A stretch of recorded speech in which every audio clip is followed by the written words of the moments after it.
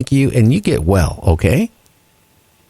Thank you. I'll work on that. Okay, Tom. Thank you so much for having me tonight. I really enjoyed it. Take care, my friend. Bye-bye. Well, James, we're going to go on break, and when we come back, we're going to be talking about Star Trek and maybe a little bit about my favorite show, I Spy, with Marc Cushman. So everybody stay tuned. We'll be back in about 3 minutes on Night Dreams Talk Radio After Dark with Gary. That's me.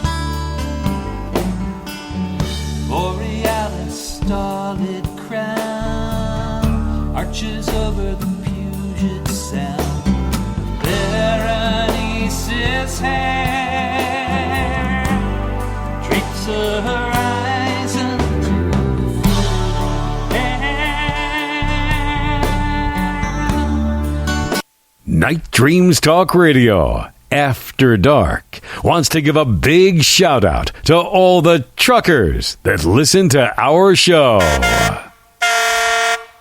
Good evening, or morning, depending on your time zone. From the Pacific to the Atlantic to you worldwide. Get yourself a cup of Java and find a comfy, easy chair. And get ready for Gary and his guest on Night Dreams Talk Radio, After Dark. And now, here's Gary. James, I keep forgetting about that. I got to get the golf club out of the closet and swing. I keep forgetting that one has. Now, here's Gary. And now, here's Marc Cushman on our show. Hey, Marc, how you been? And it's been a long time since we talked. I'm doing great. How are you, Gary? I put it this way. I'll race anybody across any platform, any race track ever created on an office chair. I can zoom faster. You know, my wife wanted to get me a wheelchair after my injury, and I go, no. Because, you know, one thing I thought about, if I was in a wheelchair, I'm going to be one the rest of my life. So I do. One day I'll scoot around in the chair. The next day I'll get the walker out and I'll walk into the studio and back. And you know I'm making a little bit of progress very slowly, but you know what? I'm happy because you know what, Marc? The month I laid in bed and couldn't do anything, it really opened my mind what I wanted to do with this show. Oh, yeah. And it has improved the show drastically. We're on 22 radio stations. The first of the month, we'll be on another station in Bakersfield, California. We're already in San Diego. We're in Moscow, Idaho. And a lot of listeners on the internet. And I really enjoy what I'm doing more than anything. Just probably the same way you enjoy doing the research and writing books that you do. I love it. And listen, I'm not that far from Bakersfield. I'll be able to listen to you. Great. I can listen to you now on the internet, but I can listen to you on radio. That'll be fantastic. Oh, yeah. You know, I've had a bad back for many years. I fell and ruptured a couple discs in my lower back. So I know what it's like to spend weeks and months in bed flat on your back and not be able to get around. And yeah, it does open your mind. It's frustrating at first because it opens your mind to all the things you want to do that you can't do.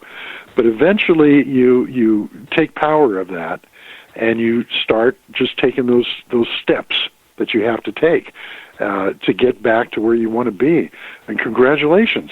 An office chair isn't bad. I know, and I can zoom like you wouldn't believe, but I will say this.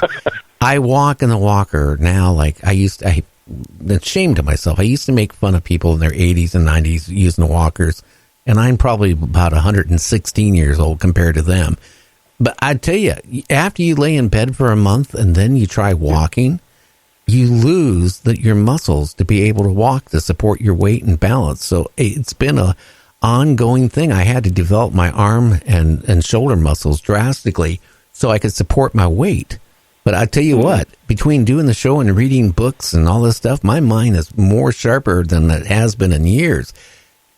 Now, going about, again, Star Trek, people, I got a couple other people, that have been doing fan shows on Star Trek. They make their own episodes of Star Trek.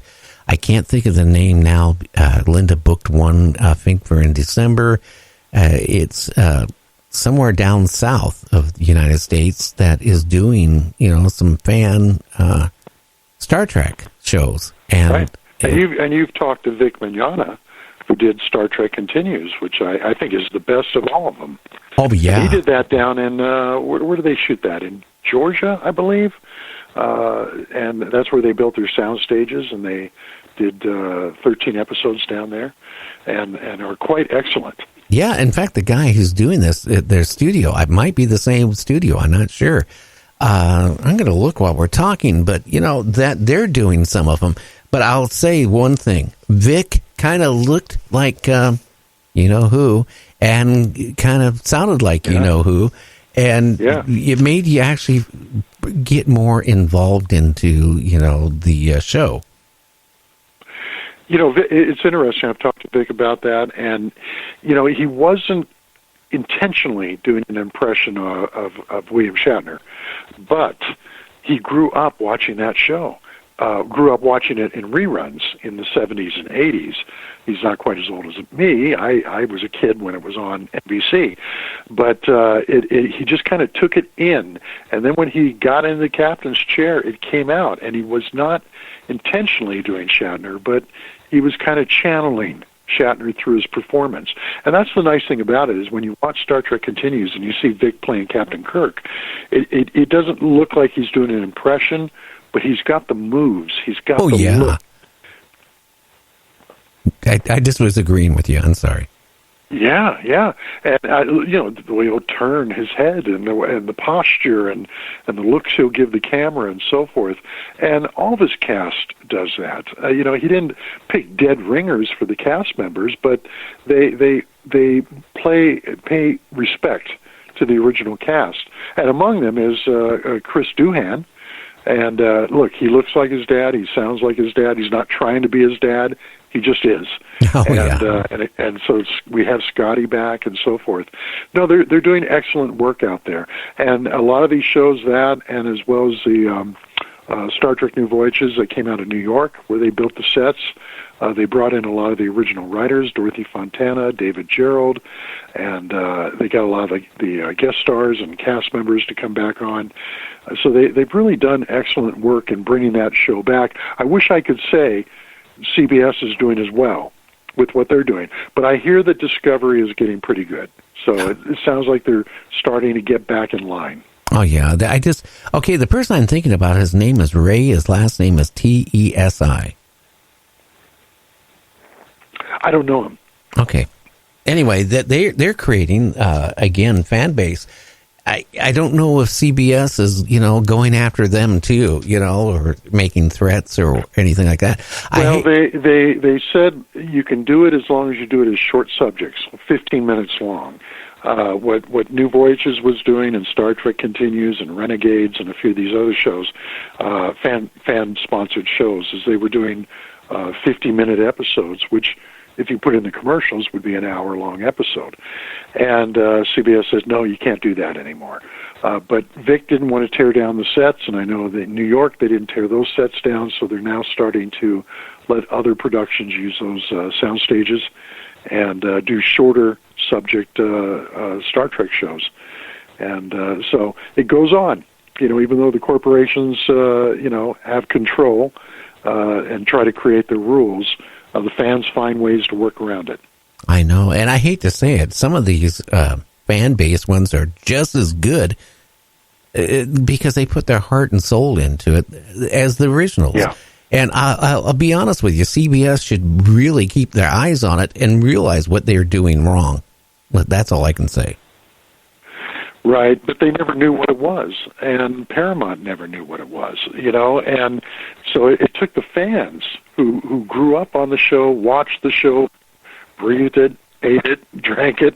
They were the ones who knew what the themes were, what the show was trying to say, what was important about it. The corporations don't know. It's just a product to them, so they can't do it as well. Yeah. Now, a lot of people have asked me, been messaging me through Facebook and emails, why did Star Trek go bye-bye? Well, if they read my books, they'll know. And that's not a plug for my books. I'm just saying that the information's there if you want to find it. I can give you the short version right now. But I did 3 volumes on the original series, one for each season. And each one of those is 600 pages long.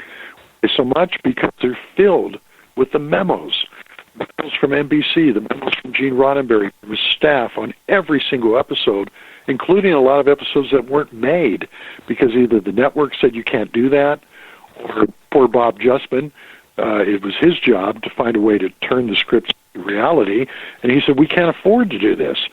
So there were a lot of episodes written by famous science fiction writers that did not get produced. But you see the fights going on between the network and the studio and Gene Roddenberry and his staff as they're trying to make this series episode by episode. And the memos were just fantastic.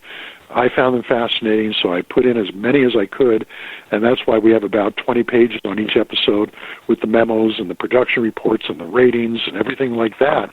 But what I've done in the last year, a new book set. The first one's out. The second one comes out in a couple months, and it covers the 1970s. The first half of the 70s in book 1, the second half in book 2. And it shows Gene Roddenberry's struggle to bring Star Trek back. To answer your question, why did it get canceled? The folklore is that the ratings were terrible, and that's not true. Nobody ever bothered to check into it. We did. We licensed every single ratings report from A.C. Nielsen for every episode. And you see in the first season of Star Trek, it was quite often winning its time slot. It was getting a 30-plus share of the audience week after week, and yet NBC tried to cancel it. They moved it to Friday nights, which was a bad night for Star Trek because all the teenagers were out, the college kids were out, and so forth. But it was still their top-rated Friday night show. And then in the third year, after they tried to cancel it, and they got over 1 million people writing in with letters and petitions and so forth and marching on the network in Burbank and Rockefeller Plaza, they picked it up and they put it in the death slot, Friday nights at 10 o'clock, from 10 to 11, the worst time slot of the entire week. And it still did well in the ratings. The first episode, the notorious Spock's Brain, won its time slot against Judd for the Defense, which had just won an Emmy as the best dramatic series on TV, and the 2-hour premiere of Hawaii Five-0, which ran for 12 years. And it still won its time slot. So it's not really the ratings, as folklore tells us. It was the battles between the network and Gene Roddenberry over what Star Trek was about and the type of stories it could tell. And he was doing political stories. He was doing stories on Vietnam, racism, sexism, God, religion, the whole thing, overpopulation. And it was just something NBC didn't want to have on the air back then in the late 1960s.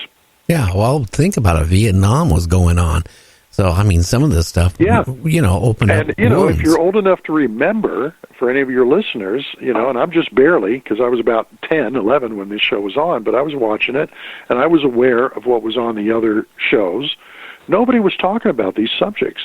And back then they had regulations with the network that only the news division could tackle these subjects. Entertainment shows, primetime entertainment shows, had to stay clear. And so what Roddenberry was doing is he would refight the Vietnam War on some alien planet. But everybody knew what he was doing. And the network knew what he was doing. And and you see these memos in these books, and they're saying, don't do this. If you keep doing this, we're going to take the show off. Not literally in those words, but they're getting it across. And he did not want to do what Irwin Allen was doing, No, and that's no offense to Irwin Allen. Irwin Allen was doing what the networks wanted, and his show